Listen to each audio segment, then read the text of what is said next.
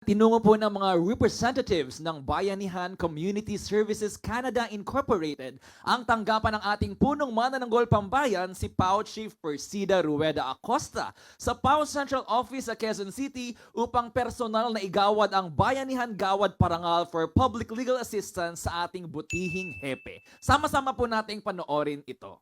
Bayanihan Community Services Canada Incorporated, Bayanihan Gawad Parangal for Public Legal Assistance. Congratulations, Dr. Persida V. Rueda Acosta, DSD, the Chief Public Attorney of the Republic of the Philippines.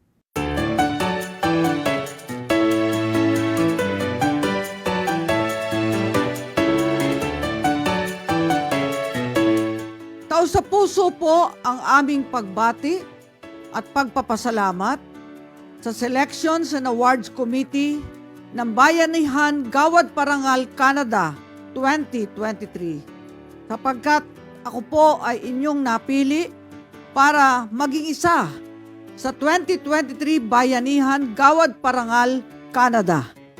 Ang award pong ito ay alam ko na ibinibigay nyo sa mga Pilipino, sa mga Filipino-Canadians, sa mga kababayan natin at mga personalities na may dugong kayumanggi. Mga Pilipino bagaman ng ibang bayan sa bansang Canada. Nagagalak po kami sapagkat ang Public Attorney's Office ay magiging bahagi ng inyong pagdiriwang ng pagpaparangal sa mabubuting gawa ng ating mga kababayan saan mang panig ng mundo ay tumutulong sa kapwa-tao. Ang inyong patuloy na kabutihang loob ay sana'y lumagana pa, hindi lamang sa Canada at sa Pilipinas, kundi maging sa ating mga overseas Filipino workers sa sandaigdigan.